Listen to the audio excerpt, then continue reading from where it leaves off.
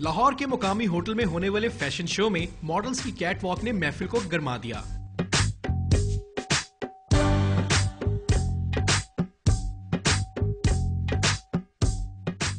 Models ने मौसम बहार के हवाले से दीदा जेब मलबूसात जेब तन कर रखे थे।